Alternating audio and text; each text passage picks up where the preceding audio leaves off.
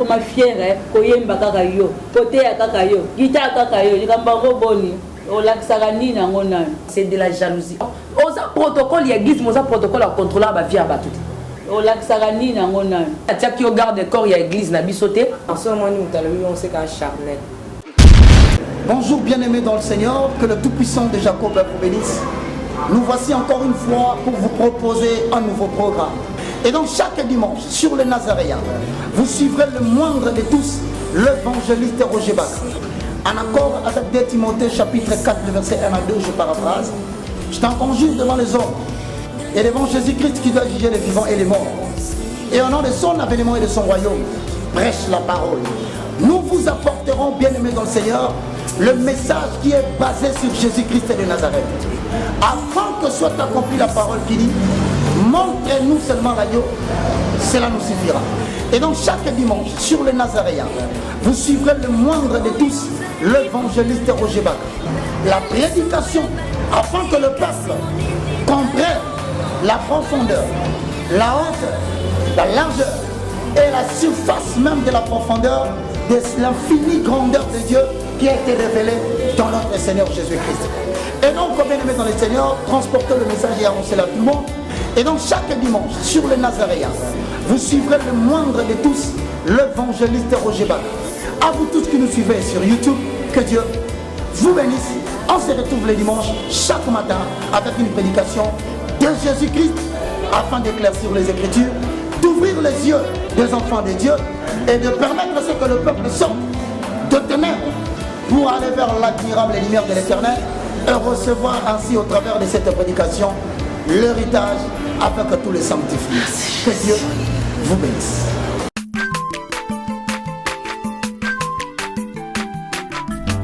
Azamwana motote boa kosangai abongwani pete boa wangana Zambe ya le Nazarien, le Nazarien, le Nazarien.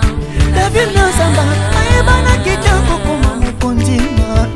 Atako babakola ki mafuta na musakolima. Lelo ya yobolingo ebateli le Nazarien. Lipamboli oye mona na katempe ni mama kantelobi. Kola pie mapapu. Asobe mafuta toko kesi ena elongo na nzambe oyo babenga na makomi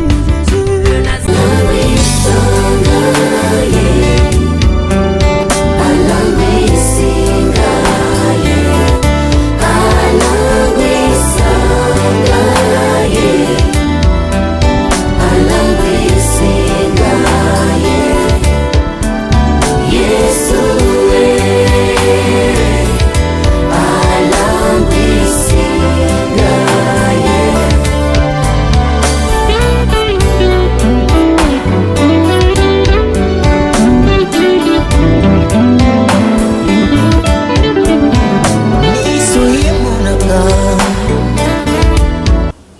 Qui nous suivez dans vos maisons, dans vos bureaux, dans vos kiosques, dans vos voitures, je dis bonjour, bonsoir, shalom pour les enfants de Dieu, parce que les Nazaréens, les assises chrétiens, on a bien un shalom, ce qui était qui met en col, on a mis son Jésus Christ, et vous mettez là, on a boté na bino nyos, boza bongo na kati émission na bino bolingaka mingi, table sainte.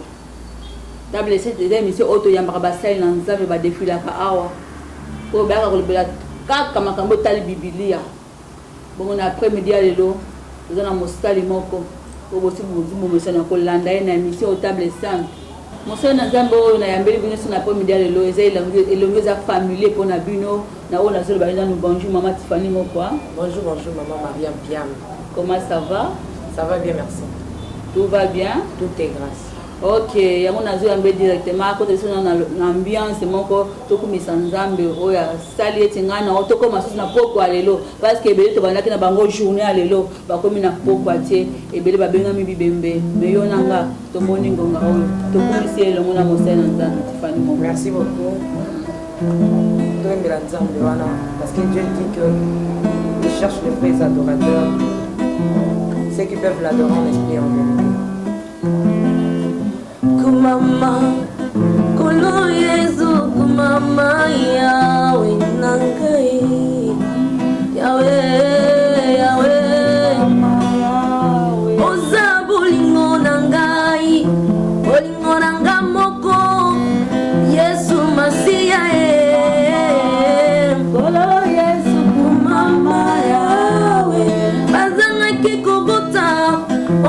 mabuto kumama yawe nangae yawe mama yawe yonde yano ya motema nanga ya kumama lisusu yawe mama yawe yonde lingenda ya mose kolo yesu kumama yawe nangae kolo yesu mama yawe bamingi babungisi baparon bamingi babungisi baboti obateli oyangai mama yawe biso totomboli yo tokumisi yo tosanjoli yo mwana na nzambe yesu kumama yawe soki nalobi makambo osalela ngai eleki minene ezali lisumu te yesu kumama yawe okumama na yo mama yawe okumama na yo mama yawe okumama na yo kumama mama yawe eleki ya motema na nga kumama kozanga yo eleki kufa na basi mama yawe kumama mosika na yo yawe nakokoka te nzambe kumama merci na motema na nga merci beaucoup la servante de l'éternel Tiffany mo babi okoma fière koyemba kaka yo koteya kaka yo guitare kaka yo likambo yango boni olakisaka nini yango nani ndeko moko akomataki bongo Non, ce moment où tu as vu, on sait qu'un charnel. Parce que Nzambe wana, ce cas homme de l'esprit. Moi, Nzamba kolo ba bon. A comme ça coûte Nzamba ba ah, quand na sœur Nzamba te ba don et belé. Na kumisa Nzambe wana. Nzamba na pe ko sala ngangolo. Bon, ezanga te. Nzamba na pesinga likaba koyemba. Apesinga likabo yako ko évangéliser kombo na ye apesinga likabo ebele ya ko salela ye na bakamba ponga na sala na protocole nyonso nga sala bisika bénédiction okuta so mkwani kutelinga na protocole na pambola so kutelinga na koyemba na pambola donc la sala ka nyonso na te pona luka gloire mais je le fais pour attirer l'attention de mon Dieu vers moi kenzamba mona ke ah ekela mumoko na kela la sama belé azosalela ngai na occasion nga soko opportunité kutani en sel nzambe maman Mariam na ratarate donc c'est que mutu ana aro pas fukamte c'est de la jalousie. Or la haine et la jalousie c'est pas notre les nzambe na bisoté. Notre Dieu est jaloux pour nous na ndenga bien mais jalousie na ndenga mabete pour jalousie pe na ndenga mabezala na ndimite ka mwana na nzambe sauf vraiment ça de Dieu alimbisanga bisika za ko lo ba bonde de gozie ya nona yo ndenge na lobaki na ebandeli émission était na biso encore une fois la humble servante de l'Éternel la députée du Parlement céleste Tiffany Mokondi na linga ko bengaye et dans ba série mise to bandaki déjà ba semaine où elekaki eza déjà na en ligne na site na biso bozolanda yango to intitulaki enseignement maman Tiffany bandaki la fois passée es-tu femme ou mère ce thème na biso ezalaki la sémence en elle. Si je ne me trompe pas, aux alliés, 3e, 4e partie, dans cette zone qui est malé, chité dans le thème, oh, maman Tiffany, moi, quoi, la fois passée, bon, c'est là qui dit, ah, maman Mireille, da Silva, tu peux symbole, en passé, si tu as allé na Belgique, je pense que je vois, maman Mireille da Silva, bon, Mireille peut peindre ici sur une fois dans Mozindo, la sémence en elle. Bon, là, sinon, après, me dit, maman Tiffany, moi, il y a un bon, c'est pas ça, nous, combo, tu vas au landa, au côté, dans le sujet, dans le sujet, Jambo sana, shalom sana, karibu pour les Nazaréens, Nabi PCP Karibu, Nabanda, Nabino, on est ensemble, il n'y a pas de souci. Bandi quoi les Nazaréens, Babi qui est la Lingarabango, Bao Bazé les Nazaréens, Babi qui est la princesse à Lingarabango, chaque fois, je suis toujours présente. Merci beaucoup. Le lot sous me met le solo ni quand la semence année le zoko bateau le solo c'est que ça maman Tiffany. Non, la fois passée tu parlais qui sur et tu femme ou maman, je bénis ceux-là qui ont commenté qui je continue pour dire que je ne connais pas plus que eux et d'ailleurs je ne connais pas. Oh quand ça m'a tchakanga ya mkia. Ya moto ya na on peut tout ça ni to partager. Donc j'avais aimé dans intervention, il y a maman intervenant qui est belé, oui. Mais l'inspiration, c'est le monde de Dieu. Donc quand dans le monde d'inspiration, yo oye awa, oye awa. Oui que maman Maria, bakolo bakaka avec so moko. Yo te na ndenge ya te na ndenge ya te na ndenge ya te. Donc dans bazali na multisystème, multifaçon, il y a retransmettre boye binaye. Donc alors que vous connaissez en partie, vous prophétisez aussi en partie. Donc aujourd'hui il y a partie, toujours ça ne pas partie. Ceux qui ont yebi, kolobate que nazo corriger yo certifié. Non, tu ne peux pas me corriger. So corriger nga c'est corriger nzambe. Pour ngai pe on a zui ezate que na zui na ngai non. Nga lobi na eba ko tanga Bible te. Nga lobi na eba na nga mambo de la te. Donc disons on peut ça des connaissances ya oyo po yebi ozo qui na monde ya nzambe. Donc na kati inspiration na monde wana nzambe pas kotisa ki yo pozu connaissance ya ozo yo partager. Donc ce n'est pas que ozo corriger ngai. Soit là au constat ils ont bâti la connaissance et non corriger. Lorsque vous corrigez, c'est que n'a rien de effacer yo lobby. Or lorsque lobby que nazo complété dans l'école boye bino maman Tiffany sur le baki 1 nga penza batel 5 ezaki 1 te ezalaka 2. Donc comme on a connaissance on a yebi ya nzambe na openza ma personne na combien combien de connaissances. Donc c'est un peu ça. Le lot to kolobela sur la sémence en elle. Lorsque nous parlons elle tozo mona féminité na katuana. Okay. Donc nous voulons encore parler de l'épouse ou bien de la femme. Et cette fois-ci, je veux parler un peu d'une manière générale. Donc tirer un peu trop. Lorsque nous parlons elle, on peut dire aussi la sémence dans l'épouse de Jésus-Christ. Lorsque nous disons en elle, c'est aussi une femme. Moi si X to Y. Lorsque nous disons elle, c'est aussi une dame, c'est aussi une sœur. Donc la sémence de Dieu en elle. Donc c'est un peu ce que nous voulons parler ce soir, maman Maria. Je t'en prie. Ok, merci. Na thème na bisouana il faut n'entendre le banano sémence. Donc définition sémence. Oh c'est peli singai on a vu pour na et se marier na libala na thème nangai. Voilà. Sémence et pas agriculteur. Balobi que zali une sémence est une graine sélectionnée pour être sémée. Graine moko est sélectionnée pour être sémée. Donc ezaki na sémence est belé. OK. Ezaki na produit est belé. Mais bazui kaka moko po basa nini? Balo na yango. OK. Voilà. Donc moloni a sepeli na zo. Voilà. Pourquoi lorsque nous rentrons dans Genèse, nzamba kela ki biloko est belé.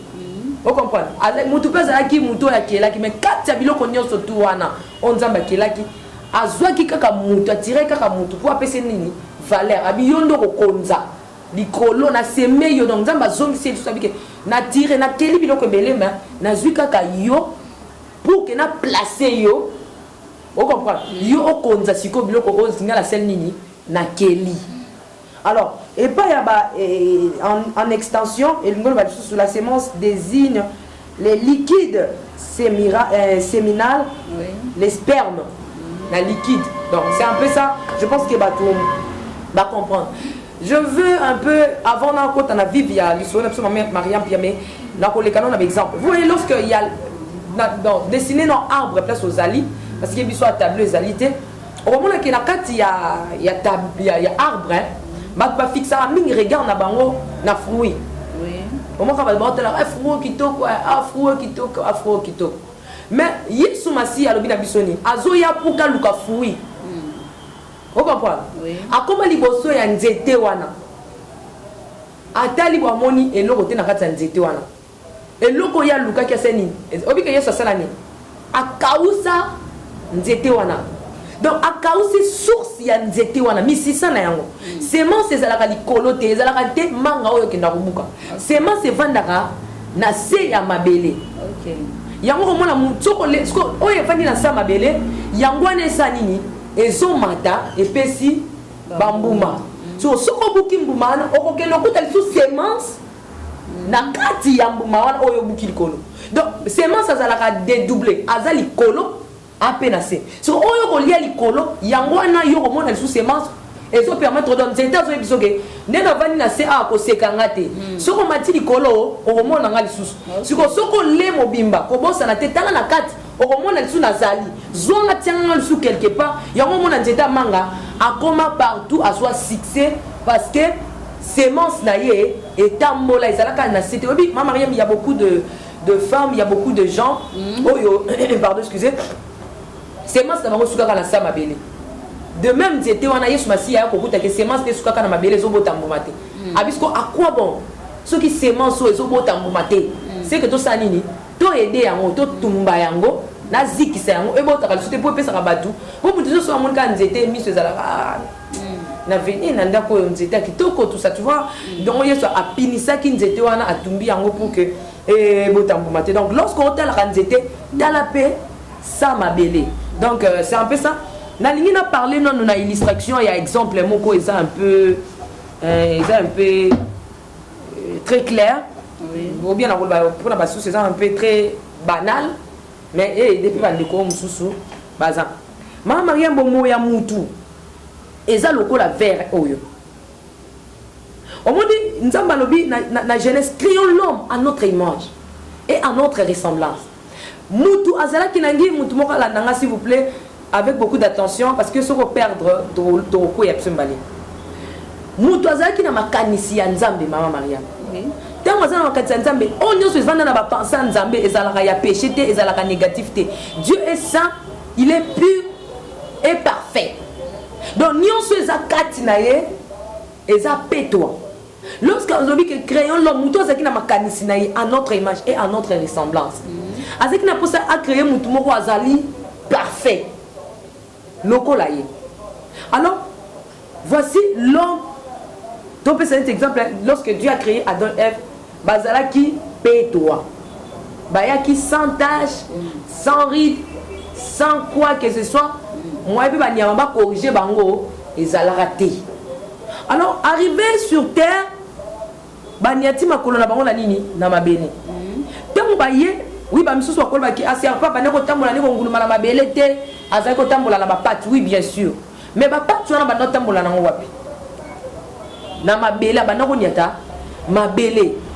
Alors qu'est-ce que l'homme a eu trouvé na kati ya mabele ayo kokutana na ba makambu lokola ya boye ba mabe ezalaka na couleur toujours ya mwindu, le couleur du ténèbre. Il n'y a jamais eu la lumière dans le ténèbre. Le ténèbre est tout, pardon maman Mariam, ténèbre ezalaka toujours moyindo. Makambo e baby ça que détruit ça ka bomoina yo ezalaka sémence ya mwindu. Or sémence on nzamba créer là l'homme ezalaka sémence pétoi. Il y a pétro et pétro là, il y a pur. Okay. Maintenant lorsque moutoyer aniati mabele akutani il y avait l'arbre du bien, de la connaissance du bien et du mal. Ok. Akutani wapi na mabele.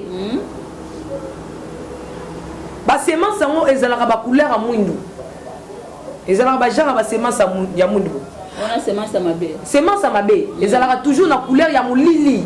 Ya ténèbre. On appelle ça exemple ya mai ya mwindu oyo pour que ba baza ba ndepso ke mabé semence ya mabé donc nzambe nenga kela wana alobi kutu na makomina alobi oyo ezokomelo wana nga na yebi yango parce que nzambe akokoyeba mabe oyo ezokomelo te po ye te mutakela yango okutani nango ya kela yo na bolamu nyonso. Alors ntango okutani na mabe neti ya oyo kokutana na ba serpent.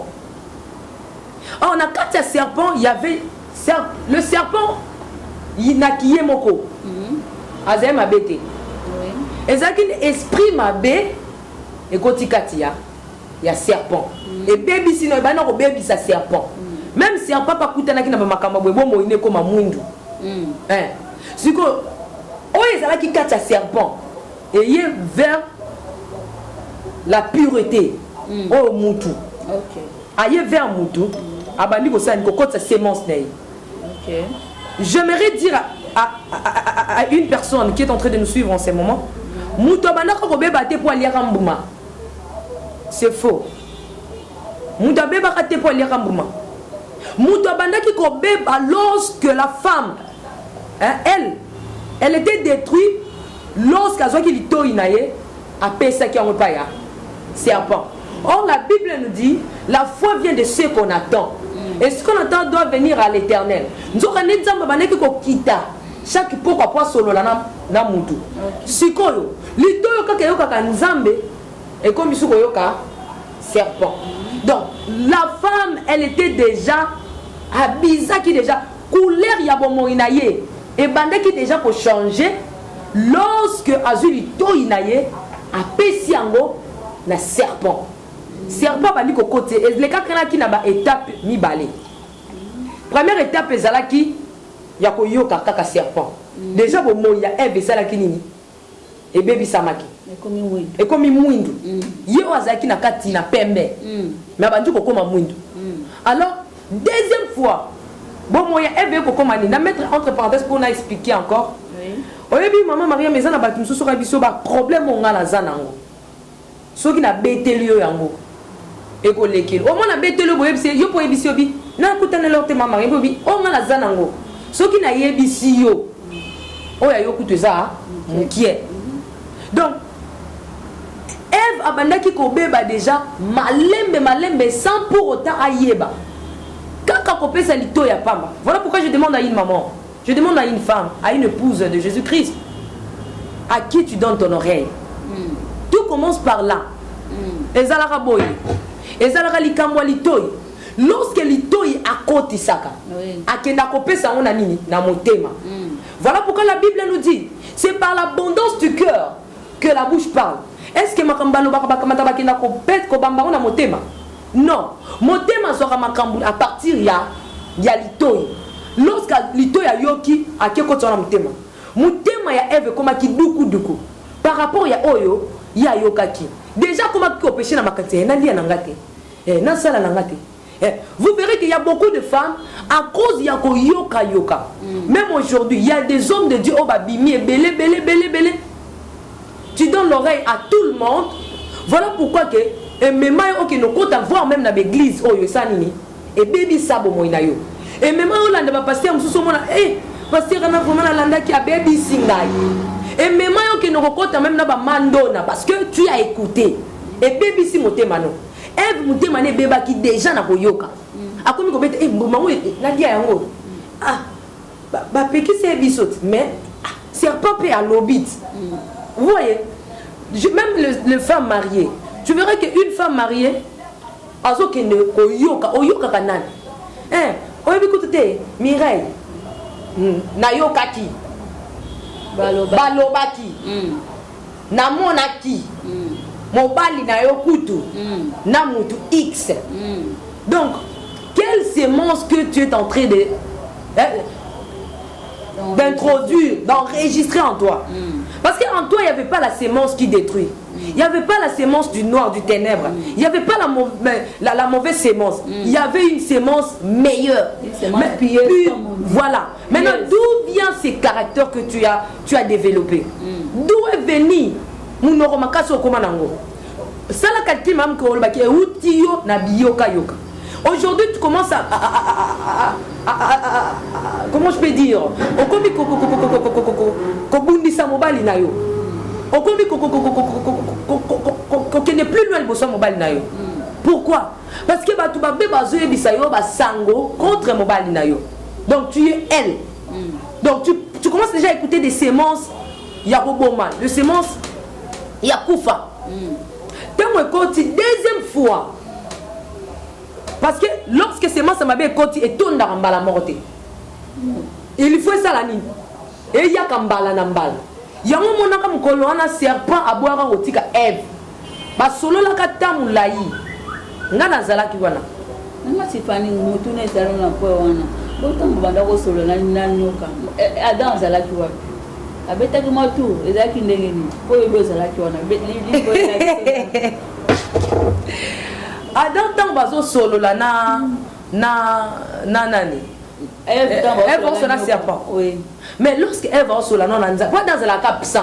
bana kala via Adam azalaka apesana bamakambo nyonso nga kuna tunaka me vie ndenge nini mokolo mwasi asololaka na nzambe yo olalaka apongi oyokaka te bon laka yo osolola mpe na Eve na serpent yo oyokaka kaka te ayesi ngai Tiffany tika mwana explike makambo eza te tozalaka na Eve sur place mais na balukaka na nsima nakende otala lioba nde na sutuka Eve azoyelanga bamakambo po. Amen, amen. Évolue. Donc c'est un peu ça. Alors, serpent a évolué qui m'a yélé na yé. Habandi ko tuna yeba question. Bazo ki mo ton bazo solo la. Bazo solo la. Au moment que muto baby si motema na yo. A côté sur la sémence à ma bé. A côté sur au moment camarade wana ezaki ba bosote. Tuna basi ma bale belo ba se divorça. Awe biso kaka na bomel ba nga pambe camarade ba neko ya ko funda mobile nanga akoya lela lobi i akoya loba bakisi y akoya kuna bakisi z akoya kuna bakisi au moins mutema no sko eseni e yoki mingi maman Tiffany na kaze puis azofuta monta ba transport a oti njili ayeko loba lokota la ligwa afute la métro alongwe pena Belgique akatise la en France ayeka ka po aloba allez ici on peut ba connexion a bengi o pena connexion eleki voilà donc au fur et à mesure, bon moi Ève déjà et Bébaki. De même comme je disais tantôt que la foi vient de ce qu'on attend et ce qu'on attend vient de la parole de Dieu. Amen. Et la Bible nous dit, c'est par l'abondance du cœur que la bouche parle. Donc, et continue à monter mes tondi et lobby. Tellement sémence à ma bé côté et ça l'inime. Et fandi na mutema. Mutema elembi mobali na yoka mingi na kanga motema église na zoka mingi na kanga motema mutonga na tala na supportaka mingi na kanga motema yoka ni satana motema na nga sanduku eza yo te maman eza par rapport ya ba sémence o ba kotisi yo to ba sémence oyo ndimo sala nini o mema o kotisa nde bebisi bo moyo na yo na première étape. Alors qu'est-ce qu'une bonne femme peut faire? Lorsque sémence y a libossé côté au maman Maria, il faut ôter ou bien tu dois quitter, ou bien tu dois le faire taire. Oui. Muto azokota ba semence ma be katina yo. Ou bien bisi maman nga na tia ki o garde corps ya église na bisoté. Oza protocole ya église, moza protocole à contrôler ba vie ba tout. Maman Tiffany moko ekozala moi pas po asa alongi motema mutu wana akomi na dominer motema mutu azele ba information ozala pas pas bengana ye maman. Non, je dis ceci, lorsque oza koyoka et comment ni que semence wana bani ko changer nga ba caractère. Et bani ko changer nga motema. Toi-même tu dois comprendre que c'est na comme na ba semence à ma bé. Parce que nazaki boyete, pourquoi na komi boy? Pourquoi na zo jeune boy devant mon mari, devant ma femme? C'est qu'il y a déjà la semence ou koti katinanga.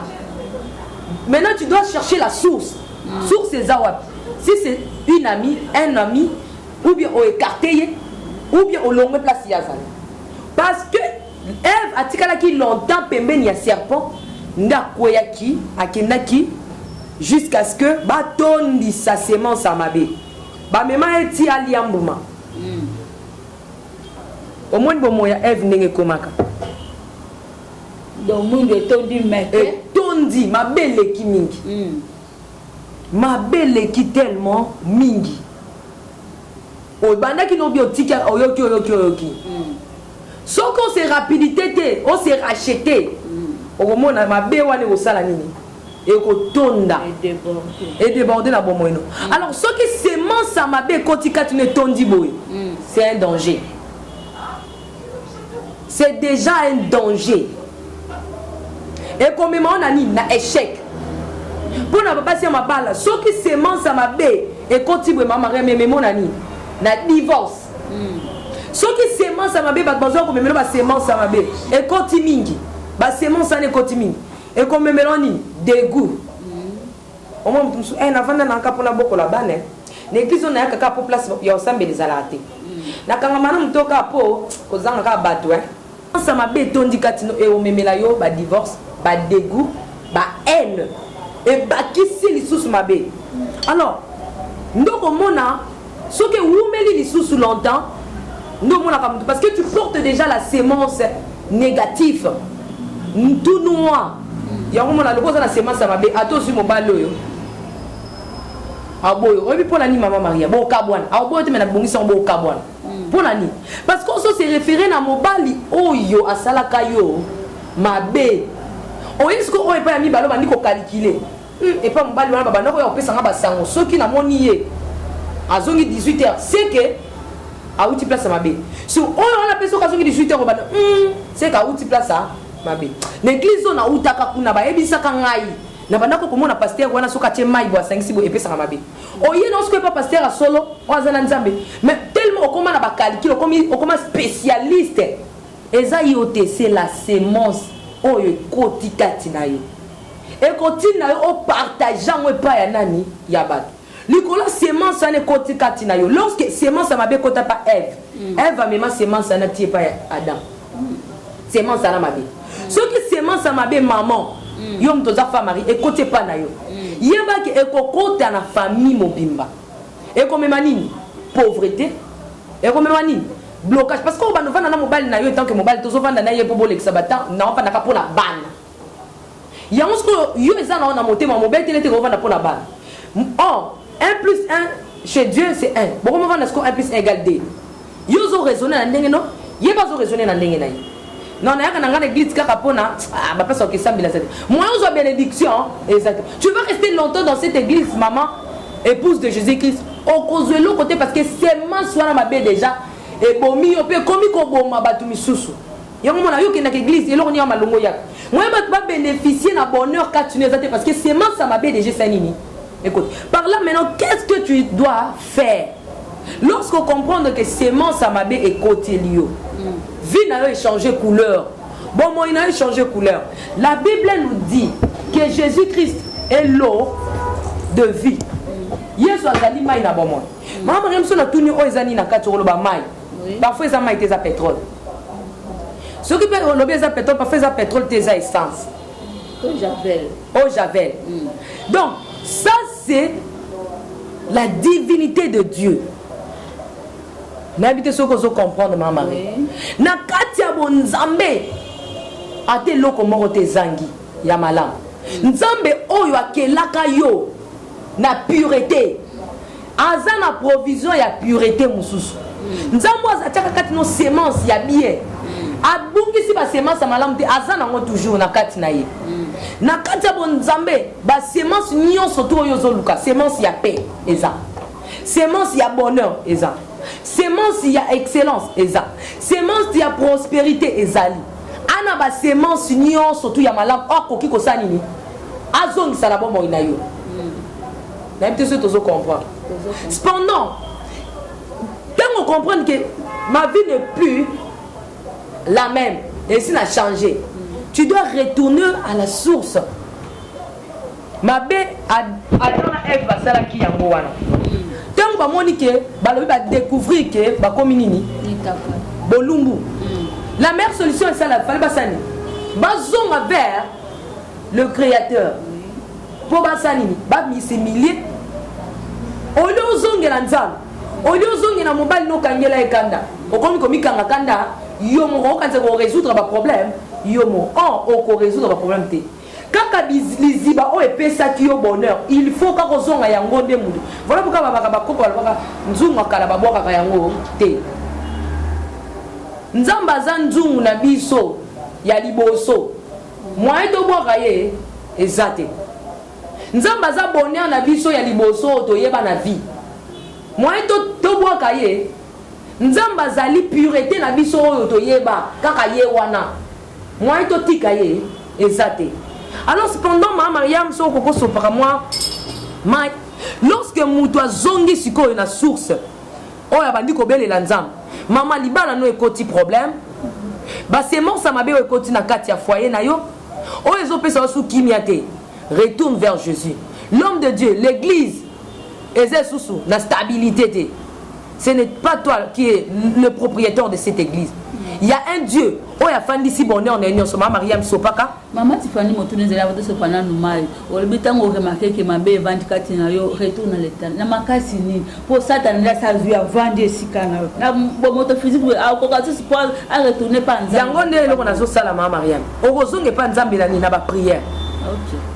lorsque ce qu'on zongele pas nzambe obandi ko bondela nzambe yo lo sambo no ezomata nzambe pas okitisa nini mawa na ye azokitisa ngolu na ye pardon mama Maria mingi tango mutu abandi osambela akomi na niveau oyo asa nini atiki bando na bandi kosambela nzambe anga azoyokanga te makambo nange ezochange te makambo nange echange te parce que ekomi na dose ebele nzoka nde nzambe aosala azolongola basemence ya mabe yo ozoyeba te parfois kati na yo ezalaki na semence moko ya stérilité oyo esi ekotaki na banzela mabe okendaki ntango yo crie vers le Seigneur nzambe abandi na nini kopesa yo nanu solution ya mbongo oyo ekopermettre okende pa bamédecin otraiter malade wana pour kosala nini ozwa lobiko ya stérilité na parfois nzambe ayebi ke ozolobela nzambe na bala nzambe ayebi ke so napesi libala aza stérile aobota te parce que banzela déjà tambolaki eza mabe ebebisi basemence ya kobota siko il faut nasala nde nini il faut nalongola nanu stérilité na bana kosoigne stérilité na ye après na ye opesi nini liba au moins mutu azoyeba te badémarche nini nzambe aosala Tiffany moko na Exode 25-23 bina biso te dans ta maison il y aura point de femme stérile na lobi bien maman Mariam na nuancé na lobi boye na nuancé là babini na Israël et combat aux alaté mon dieu babi na i oya ko sopazeni na i dans la maison de l'Éternel dans la maison de l'Éternel maintenant mutu oyo akenda neti ko longola bazema longola dans la maison de l'Éternel. Ok. Mutu oyo atambusaki fina mabe akotaki na bandaka banganga akotaka dans la maison de l'Éternel. C'est ça des problèmes.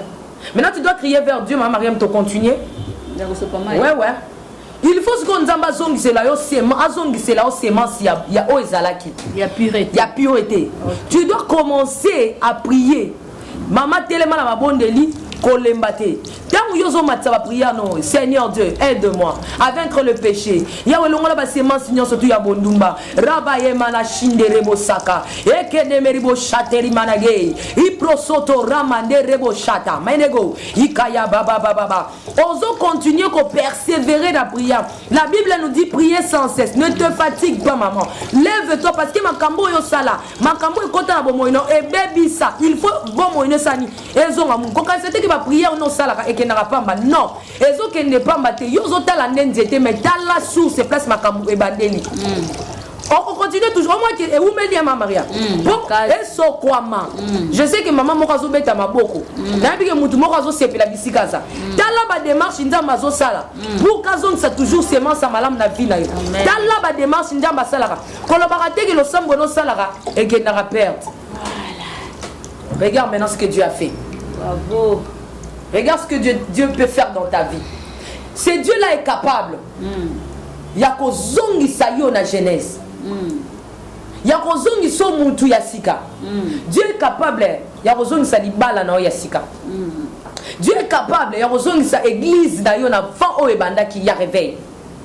Dieu est capable de faire réveiller encore l'église, de réveil le corps du Christ au Congo. Parce qu'il y a de sémences sur ces côtés, Maria Matato Zoloba, sémences sur les côtés. Maintenant, nous devons crier vers le Créateur. David a dit, je lève mes yeux vers toi. D'où viendra mon secours? Le secours viendra de l'Éternel, celui qui a créé le ciel et la terre. David ajouta que j'ai été jeune, j'ai vieilli, mais je n'ai jamais vu un juste être abandonné. Qui est injuste? Si ce n'est que celui qui a dit, oh, on a la moni pure, nana kolo beza impur. Et par là, il poussait la musique comme la définition ya mon juste. Pour avoir juste. Bon, si c'est là était le cas que nous avons calculé la juste, et ça bon. Est-ce que David a encore le baquet? Le juste ne peut pas être abandonné. Dans la logique des choses, que David était juste. Mais pour Dieu, maman, quand on a la masoum, nous avons des semences et côtés. Obi bato abanga sida eza pona ekota te obi ke so sida obanga ngol soutien mais lokolo comprendre que semence sona mabese koti bato sida obi msa basala akomika ko bongisa mutema ne po nkola ya bozwaye na kende peto maintenant on a sida to sala nyonso tout est permis maintenant on komika ko bongisa pour que obi ke mukolo te obi pengonga te. De même, ce qu'on se sentit qu'il y a de sémences sur ces côtés, baby, si bon moyen. vie na etika la kaka ya losambo kino nzambe azongisa yo na koti côté nzambe kino osani okangola. Maman Mariam, qu'est-ce que tu vas constater ici? La pureté, hein? Nani ni sous? La clarté. Nani ni sous? L'abondance. Voilà. Nani qui m'a marié comme comment? Gloire à Jésus. L'abondance. Dans la makamo yo senga kinzam. Tu avais l'abondance des choses, de fausses sémences. Tu avais l'abondance, il y a pauvreté, il y a sémence à pauvreté. Tu avais la sémence, il y a abondance, il y a péché. Ozalaki na sémence, il y a abondance, il y a ignorance. Oh, ezalaki mwindu. Mais regarde maintenant la sémence. Oh, continue à bon moyen yo. Parler maman Tiffany moko mutuna moko yelinga, c'est comme si on le beaucoup plus ba oyo ba yebi nzambe. Oyo ba pesa qualité pa nyoka. De osali ba illustration mabe comme la beaucoup. Ko ba ba païen maman Tiffany. Je parle ba bébé ça peut ba bana bango. Ko ba pesa le o ba yebi nzambe to ko lo bana bango. On se dit ezaka moko. Ya ozonge pa nzambe. Tant ozonge pa nzambe. Oye ba yesu te mais lorsqu'on comprend que c'est moi qui continue na bomo inanga na mo ne suma kam clair yo kasi ba pagan ba te ki makam nanga ke sou clair mikolo master makam nanga ke sou bien te na moni banda petit to a continue na vie na mo bi ke makam to be petit to na ba bete malheur ah moi so banda na ba live vraiment wa apporter malheur te a comprendre na kata ya église ça comprendre que mon peuple périt faute de connaissance. Même les païens sachent que il y a un ça ne va pas dans ma vie ba yebi. Alors ceux qui comprennent mon kokeno ndako ngangate yaya kokeno ko luka mambi kudite kokeno pe ko luka mama mwana 12 ans te zongela na yo Yesu Masia mambote ye muntu azana capacité Jésus azali plus que mambote azana capacité ya ko pesa abondance bisika abondance ya mabeza la a poser peut imposer silence na sémence à mabe. Maman Maria, lorsque on sentit abondance, on a une sémence à pauvreté, nous avons fongoli la porte. On a une sémence, il y a célibat, nous avons fongoli la porte. On a une sémence, il y a péché, nous avons commission, la sémence, il y a bonheur. Qu'est-ce que l'épouse ou bien la personne a l'habitude dans ça? Maintenant, il se sépare. On a un bidon. On a évité pas de si la raté za la rakaka. Oh yonde ba tieli yo aussi là. Yango yeso tellement boso moi si na ebisa moi si wana lobi. Ngana zali mai na soko yeba ki wa telemi boso na yo. Yozo wele la deliziba. Oh ba sele libino pa koko na bino. Dabe mutasala ngwa kufa kenda. Mais soko yeba ki o telemi boso na yo. El mai ni na ngaka pesa yo. Semence ni na ngaka pesa yo. Et nous avons sémence aussi la raté. Au moment où on s'est séparé dans le maintenant, lorsque tu es une épouse de Jésus, tu es une épouse du Christ, au bout il faut qu'une église, au bon on a qui pasteur on a c'était deux fois, c'était trois fois. Au bon on a qui tout ça on a donné la kingai. Au bon on a qui soit église pour na mona qui telle qui na ninga mabeta on a kota qui église. Na koyemba le souté parce que na chorale wana na moni neti bazo li lwaka vona ngeza malamu te. Tu commences à donner des exemples. Oh, mon balai là, on parle de tout parce que les familles n'ont pas de. Tu commences à donner des exemples. Tu te sépares avec le bonheur. Tu ne veux plus l'église.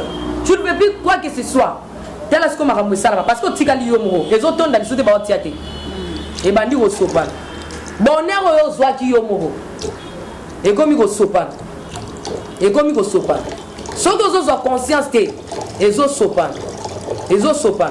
Yango tala malam pasteur ozalaka na ba nzamba bande ko utiliser makasi na ba miracle tellement c'est séparé na source place ba semence malam efanda o comment forcer makambo o comment forcer liboso banda ko simba batu na mutu tezaka soko lobby po batu bazo to yoka nguya mais le comment okanga batu na makaso tourner na mutu parce que tu t'es séparé avec la source vraie semence et vaninde kuna na bidon wana tellement malam mousser ozala kit soko bimi wa on se sépara na véritable mobalo alinga kobala yo tala ndengo koma to bambi maquillage moi mutaya exact ozo kozinda kaka se kozinda net Titanic ezozinda keba parce que ezali na loi moko esala makana semence soki osopani nyonso position échangeable. Voilà pourquoi on dit la grâce est trompeuse. Soki formule est changée et que bon moïno est comme penza ya rotenga maboye. Mama rem tchano mai. Bon moïno baluki tu. Mai ekota te mama. Tia mai te ekokota. Bando sopani. Ekokota. Yango mona bando koma luka nzambe. Tala. Ekota ta eko vanda te. Oko prier toko lemba. Oko bondela toko lemba. Eko zalela yo. Voilà pourquoi Nzamba ebisaka Paul, ma grâce te suffit. Oyo zana ngo kaka wana. Chance oka na pèse grâce na sala ki liboso. Il y a des gens bazaka na grâce ya sembaza na semence kaka. Basa bango ngolu ya semence kaka moko mbala moko. Et comment mbami balé. Merci beaucoup maman Tiffany moko tozo chité na émission na. Mais na lobia te loko te maman Maria. Maman Tiffany ozo ke na conclusion pour évoluer mbala sima. Maman Maria na lobia te loko te. Dossier na na technicien bako ba so 10 minutes. Technicien, bako donner so 10 minutes OK de pandémie, na pe so 10 minutes pour faire la conclusion maman Tiffany. Non, ça conclusion parce qu'il y a dans salle, je pense que nako loba pe l'union sauté parce qu'il y a beaucoup de choses à dire et à expliquer ici.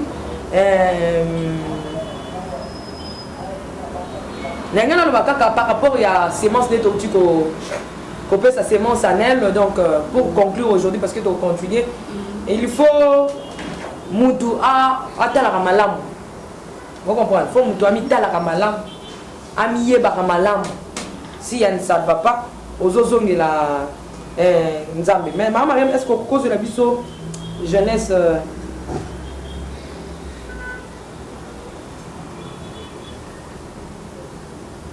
Jeunesse 3 on a parlé dans la Jeunesse 2.9.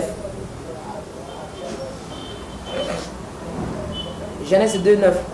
Genèse 2.9 le plus brouillé. L'Éternel Dieu fit pousser du sol des arbres de toute espèce, agréables à voir et bons à manger, et de l'arbre de la vie au milieu du jardin, et de l'arbre de la connaissance du bien et du mal. Voilà. J'ai dit merci na maman moko landingai, na mutu moko landingai, parce que arbre oh ezalaki na jardin d'Éden. Écoutez ce que la Bible, comment la Bible a nuancé un peu les choses. Par lui il y avait l'arbre de la vie. Oh ezalaki. Mais il y avait aussi l'arbre du bien et la connaissance du bien et du mal. Je bénis le Seigneur. Parce que sémence oyo ekotaki na kati ya Ève. Mbuma o Ève aliaki. Ezalaki na sémence ya bien, ezalaki pe na sémence ya mabe. C'est que tout le mabe na malam ekotaki kati ya Ève. J'aimerais dire à maman, à une maman qui est en train de nous suivre en ce moment, c'est bien, tu peux écouter nos messages, mais il faut analyser. Il faut analyser. Il ne faut pas juger comme mon bali na yo par rapport à ce que yoki. Il faut examiner. Ève a côté ça qui m'a bien à ma lame, mais il y a pona qui ni ma bé. Et ça qui m'a bien ne se développe que katinaye. Or arbre on est qui na côté bien, et ça qui peut na côté il y a ma bé. Mais où est kola qui kata Ève ça qui ni ma bé. Maman il va examiner. Le pouce de Jésus examine le temps où nous sommes. Quand on attend on t'aime la mort on a critiqué car non, examine. Est-ce que l'église a calé qui boy? Mais pourquoi l'église est comme boy? Pourquoi l'église de réveil a comme boy? Bateau ne se voit pas passer ma bombe. Ah, on le met dans ma campagne passer à la maison, mais on a vu passer la maison en robant en zami. N'a pas dans ma campagne. N'a pas long en maman église. Oui, on a vu singa ma campagne na mobile nangai. Est-ce que mobile nangai azana babilo koana? Il faut examiner au porter au ezali, il y a bien. On dit voilà pourquoi la Bible dit que je place devant vous deux chemins. Il y a le chemin du mal, il y a aussi le chemin du bien. C'est à toi de choisir. Pour clore le message, parce que aussi si tu as continué, ça dit juste 4e ou 5e partie. Donc une épouse doit examiner. Une femme doit examiner. Malheureusement, on va parler maintenant la première sémence est kotaka na libuma mwasi. Nde yango na ko expliquer par la grâce de notre Dieu. Merci maman Mariam. Sorry question la question suka kande par rapport au penza ya makamutelo belite mendenge mokile lobaka. Quand mokile lobaka matifani mo kolia na mwasi kolia na ndoki. Zela maman Mariam, zela. Na répondre on a dit.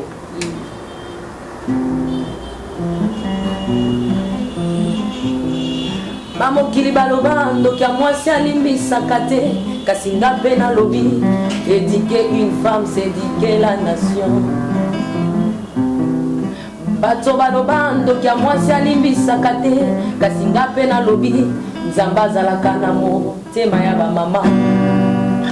Donc soki bato balobi ke kolia na mwasi kolia na ndoki c'est que motema mwasi eza motema nini ya kindoki mais nzambe pas za motema bamama obiki mama azata mwasi mabe mwaka te papa tika azaka mwana to sele eboete au moins maman ça se privé pour bon la papa moi te Mariam na lobi non et non trop c'est trop avec Blo non il y a tout refait sur la décision to rezo décision mais ce qu'on zongi baluki papa to tika leta ya chance asuka nzamba zalaka na motema wana atatali non natindaka mwana nga kufaka pona ye nalimbisa yo yango nasengi mbongo te nasengi na nga bawolo te ngai nalingi na te ya femine ngai nalongi nalobela deuxième être humain oyo adamu abenga na kombo ya mwasi nzoka azalaka mosungi ya mobali ye nzoka azalake yanwa mobali ye bino pe mama libala boyoka ngaye na ebina mibongisa mite boyoka ngaye yekola koyambaka mobali na yo. Merci beaucoup Maman Tiffany Moko, un mot de la fin et tu donnes aussi ton numéro de contact. Mot de la fin, Jésus soit élevé toujours comme d'habitude. Jésus est élevé au Congo, Jésus est élevé partout où vous êtes et nous sommes ensemble avec vous. Otolobi ezamukia mais obino boyebi koleka biso ezebele openzamba yebi koleka yo ezebele. Donc s'il y a à commenter, il y a des critiques, il y a des remarques, nous sommes là pour ça. Donc toyebi ndambu tozo partager pendambu. Donc mutunyo so alinko solo la la princesse de l'Éternel, la fille unique à son père de Jésus-Christ, donc les qui a Yesu. Moi là c'est mon corps. Ngaza kanga mouva maman mais papa biso avant na likolo notre père. Donc tu peux m'appeler par 089 68 38 025 pour la princesse Yemoko. Moi je vous aime beaucoup de l'amour de Christ. Merci maman Mariam pour aussi les Nazareth. Merci beaucoup Bandeko Nangai pour commune suka émission na biso alo menene bisaka mwasi moko. Yo mesana kopesa litoyi na yo na n'importe qui. Yo lelo koma libanda autrefois babengaka yo marié mais pour na biyoka yoka pour na kopesa litoyi na n'importe qui lelo koma célibataire qui est ba maman. Toyebani bilongi kasi mitema toyebani te. Émission lelo ete yayo soko derapaki soko tengamaki zongela nzambe po taleka suna ko salela yo ba merveille. To komina suka tikete Gambalola apambola bino tokutani à la prochaine. Ciao.